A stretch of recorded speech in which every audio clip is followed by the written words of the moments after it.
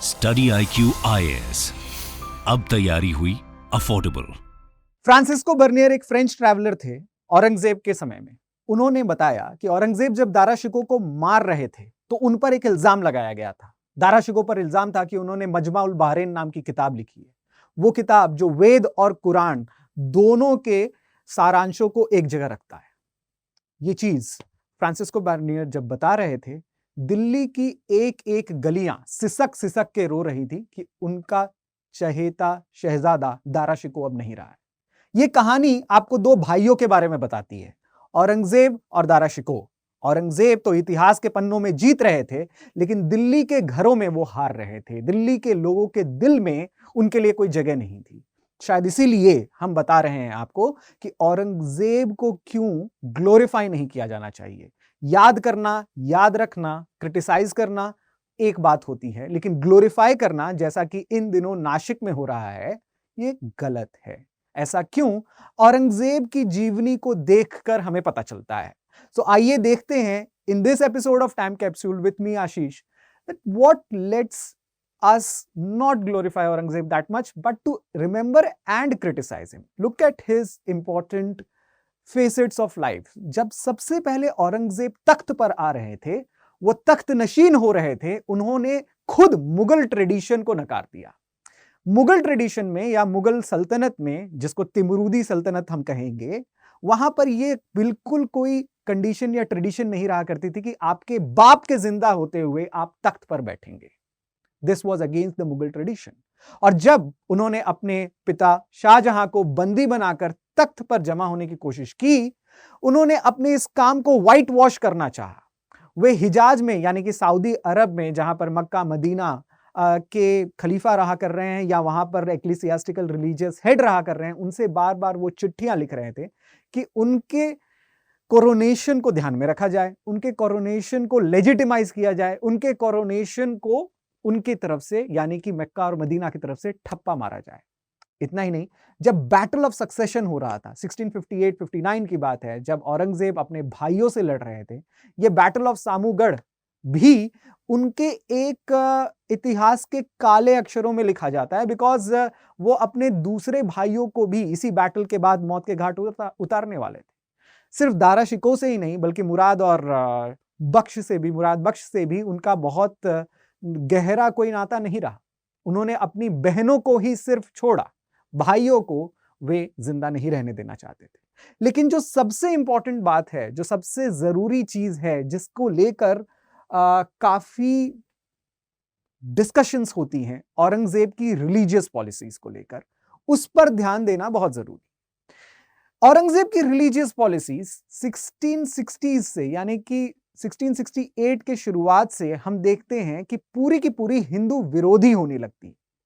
Now it is one different thing कि आप एक पॉलिटिकल ओपोनेंट को विरोध कर रहे हैं, यानी कि आपका पॉलिटिकली कोई दुश्मन है और आप उसको विरोध कर रहे हैं। मान लीजिए मेवाड़ के घराना के महाराणा प्रताप का विरोध अकबर कर रहे थे, तो वो एक पॉलिटिकल विरोध था। अकबर ने उसके बेसिस पे मेवाड़ के मंदिरों को या मेवाड़ के हिंदुओं को नहीं अपोज किया। इनफैक्ट मारवाड़ के जयसिंह के घरानों को या मानसिंह के घरानों को मुगल साम्राज्य का एक बहुत इंपॉर्टेंट हिस्सा बनाया गया अकबर द्वारा। लेकिन look at Aurangzeb where he is different.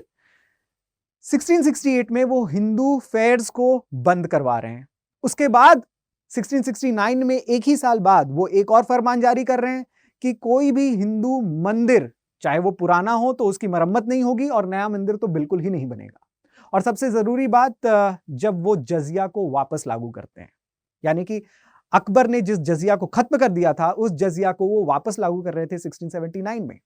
एक और बात जो चौंकाने वाली लगती है कि बाकी सारे मर्चेंट्स को, यानी कि बाकी सारे व्यापारियों को मुगल कोर्ट में या मुगल साम्राज्य में 2.5% कस्टम टैक्स देने की छूट थी, लेकिन हिंदू मर्चेंट्स को बाद में औरंगजेब डबल कह रहे हैं, यानी कि 5% का टैक्स आप दीजिए। ये सारी चीजें कोई पॉलिटिकल ओपोनेंट नहीं थे औरंगजेब के, ये सारे लोग एक रिलीजियस ओपोनेंट्स बना रहे थे। इनफैक्ट जॉन एफ रिचर्ड्स जो किताब लिखते हैं द मुगल एम्पायर, उसमें साफ साफ वो ये बता रहे हैं कि औरंगजेब का जहां पर भी हो सके एक प्रकार से कोशिश थी कि conversion of non Muslims to Muslim, Darul Harb को दारुल इस्लाम बनाना है, वो देश जो काफिरों का है उसको इस्लामिक देश बनाना है। इतना ही नहीं, जहां तक हो सके, this is what John F Richard quotes, जहां तक हो सके एम्परर रोब्स ऑफ ऑनर दे रहे थे, खिल्लत बांट रहे थे उन लोगों को जो धर्म परिवर्तन करके कोर्ट में आते थे। अगर आपको बादशाह आलमगीर के कोर्ट में ऊपर जाना था, हायरार्की में ऊपर जाना था, तो सबसे तेज तरीका था मुसलमान बनना। लेकिन मैं दो मंदिरों की कहानी आपको बताना चाहूंगा। एक है मथुरा का केशव राय मंदिर और दूसरा बनारस का काशी विश्वनाथ मंदिर, और दोनों के मंदिर की ध्वस्त करने की कहानी, यानी कि खत्म करने की कहानी औरंगजेब की तरफ से जो हो रही थी उसमें कुछ डिफरेंसेस थे। हम एक लाइन में पढ़ लेते हैं while we are reading history कि हाँ, औरंगजेब ने केशव राय मंदिर को तोड़ा मथुरा में और काशी विश्वनाथ मंदिर को तोड़ा बनारस में। लेकिन दोनों के पीछे की अगर आप कहानी देखेंगे तो आपको मामला समझ में आएगा। Now before I even tell you that story, मैं अपनी स्टूडेंट्स को बताना चाहता हूं, those who want to prepare for prelims, mains and interview. हम जानते हैं कि आप बहुत मेहनत से तैयारी कर रहे हैं, देश के कोने कोने में रहकर तैयारी कर रहे हैं। दिल्ली आना सबके लिए संभव नहीं होता है, सबके लिए प्रॉब्लमैटिक होता है, राइट? इसी के लिए स्टडी IQ आपके लिए सबसे कंफर्टेबल, अफोर्डेबल, सस्ता बैच लाया है, लेकिन सस्ती की वजह से क्वालिटी में कोई कॉम्प्रोमाइज नहीं कर रहा है। वो कैसे? हम प्रीलिम्स की तैयारी तो आपके साथ ऑनलाइन मोड में करेंगे ही, लगभग 8 महीने की तैयारी होगी ये।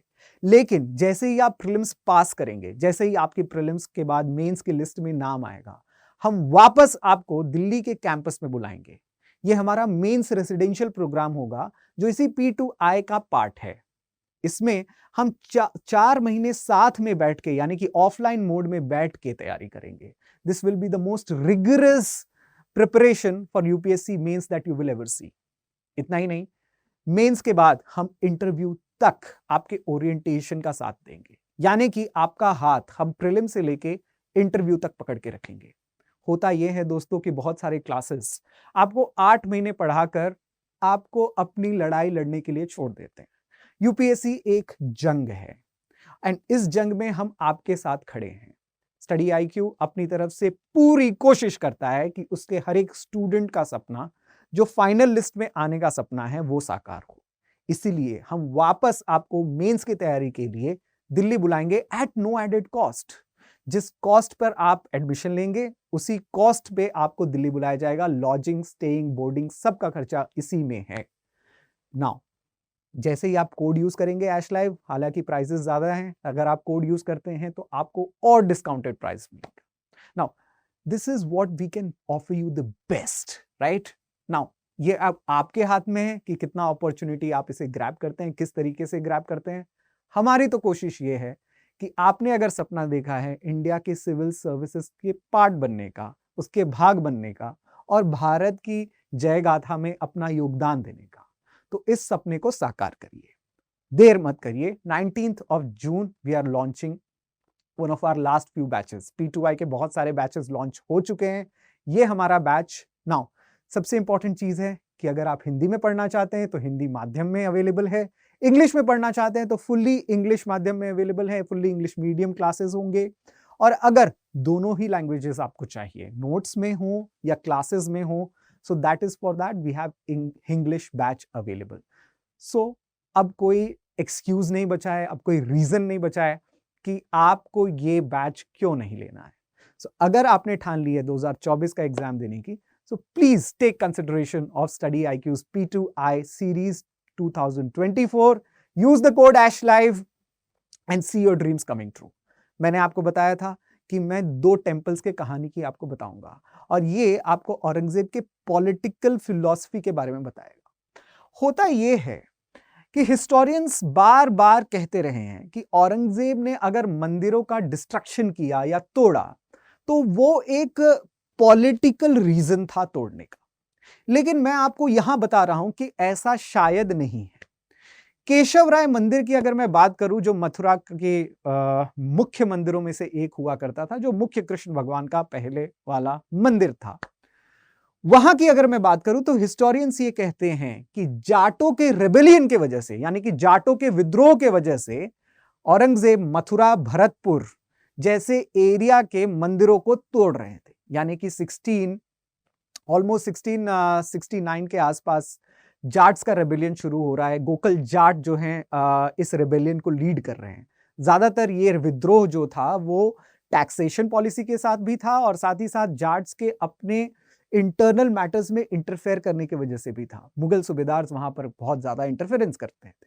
नाउ जब ये रेबेलियन शुरू हुआ तो वहां के मंदिरों को तोड़ने का काम औरंगजेब कर रहे थे और हिस्टोरियंस ये कहते हैं कि ये एक राजनीतिक एक्ट हो सकता है। तो पूछा यह जाना चाहिए कि औरंगजेब ने काशी विश्वनाथ मंदिर को क्यों तोड़ा। इसका एकदम सरल रीजन काशी विश्वनाथ मंदिर के खुद महंत बताते हैं, जो औरंगजेब के पट्टों का विश्लेषण कर रहे थे। औरंगजेब ने बड़े ही इंटरेस्टिंग तरीके से 1659 में बनारस हिंदू यूनिवर्सिटी में रखे हुए एक पट्टे में कबूल किया है कि बनारस के मंदिरों को नहीं तोड़ा जाना चाहिए, वहां के साधु संतों को पूजा करने की पूरी छूट दी जानी चाहिए। 1658-59 में ही औरंगजेब तख्त पर बैठ रहे थे, इसीलिए वहां के हिंदुओं को वो डराना या धमकाना नहीं चाहते थे। लेकिन जब वो तख्त पर बैठने के बाद बहुत दिन गुजर गए, उन्हें पता चला कि उनके भाई दारा शिकोह बनारस के काशी विश्वनाथ मंदिर में संस्कृत और संस्कृत अध्ययन से जुड़ी हुई किताब लेने और पढ़ने दोनों जाते थे। वहां के पास में बैठे एक त्रिपाठी खानदान, जिसके प्रेजेंट कांग्रेस लीडर हुआ करते थे कमलापति त्रिपाठी, उनके पास भी औरंगजेब के दिए हुए पट्टे मौजूद हैं, माफ करिएगा दारा शिकोह के दिए हुए पट्टे मौजूद हैं, जो ये बताता है कि दारा शिकोह काशी विश्वनाथ मंदिर और उनके आसपास रह रहे पंडाओं के घर में संस्कृत पढ़ने पढ़ाने जाते थे। जैसे ही औरंगजेब को यह पता चला, औरंगजेब ने अपने जेलस प्रवृत्ति से पूरे काशी विश्वनाथ मंदिर को ध्वस्त करने का ऑर्डर दिया। इससे ज्यादा और कोई रीजन, पॉलिटिकल रीजन हमें काशी विश्वनाथ मंदिर के ध्वस्त करने का नहीं मिलता है। सो औरंगजेब की क्या ये एक पर्सनल रीजन थी? क्या ये उनकी अपनी व्यक्तिगत कारण थी कि वो मंदिर को दारा शिकोह की वजह से तुड़वा रहे थे? आप इन दोनों मंदिर के केस स्टडीज को देखकर क्या कहेंगे? इतना ही नहीं, जो चीज यहां पर नहीं लिखी है वो ये थी कि गुरु तेग बहादुर जो 9वें सिख गुरु हुए, उनकी भी सर काटकर हत्या औरंगजेब दिल्ली में करवा रहे थे। जब दिल्ली उनको खुद बुलाया गया बाय औरंगजेब, जब गुरु तेग बहादुर ने इस्लाम में कन्वर्ट करने से मना कर दिया, तो उनके शीश को चांदनी चौक पर काट कर फेंक दिया गया। जहां पर उनका शीश गिरा, आज वो शीशगंज गुरुद्वारा कहलाता है। तो आपको याद किसे करना चाहिए, राइट? आपको ग्लोरीफाई किसे करना चाहिए? याद करना और ग्लोरीफाई करना, इन दोनों में फर्क है। एक बड़ी इंटरेस्टिंग चीज मैं आपको बताऊं, औरंगजेब इतने ज्यादा इस्लामिस्ट हो रहे थे, यानी कि शरीयत पर लेकर इतने ज्यादा कंजर्वेटिव हो रहे थे कि उन्होंने अपने ग्रेट ग्रैंडफादर अकबर के टूम में पेंटिंग को भी व्हाइट वॉश करा दिया, यानी कि वहां पर भी चूना पुतवा दिया, बिकॉज इस्लाम जो है वो इजाजत नहीं देता है तस्वीरें बनाने की। लेकिन अकबर ऐसा नहीं कर रहे थे। बहरहाल मैंने आपको कहा कि तो अगर आप औरंगजेब को नहीं याद करेंगे तो आपको याद किसे करना चाहिए, ग्लोरीफाई किसे करना चाहिए? Actually it is Dara who should be glorified and not Aurangzeb. Shah बुलंद इकबाल इन्हें कहा जाता था। मैंने स्टार्टिंग में जो आपको पेंटिंग बताई वो शाहजहां की दारा के साथ थी। Dara was the chosen successor. Dara जो है वो शाहजहां के चोजन, यानी कि एक प्रकार से चयनित सक्सेसर थे। He was about to become the next emperor. Dara was known for Khuda Bakhsh library. खुदा बख्श लाइब्रेरी को वो स्टार्ट कर रहे थे। इतना ही नहीं, उपनिषद्स को ट्रांसलेट करने का काम वो सिरे अकबर वाली किताब में कर रहे थे। मजमा उल बहरैन के बारे में मैंने आपको सबसे पहले ही बताया कि मजमा उल बहरैन जो वेद और कुरान दोनों का मिश्रण, एक संगम वाला किताब है, वो भी दारा शिकोह लिख रहे थे। इतना ही नहीं, गुरु हर राय जो 7वें सिख गुरु थे, उनका भी काफी घनिष्ठ क्लोज संबंध था दारा शिकोह से। दिल्ली की एक एक गलियां दारा शिकोह के मरने के समय रो रही थी, ये फ्रांसिस्को बर्नियर बता रहे हैं। आप समझ सकते हैं कि एक हारे हुए राजा या एक हारे हुए प्रिंस के लिए अगर कोई रोता है तो वो वाकई में एक ऐसा प्रिंस था जिसे सब याद किया करते थे, जिसे सब माना करते थे।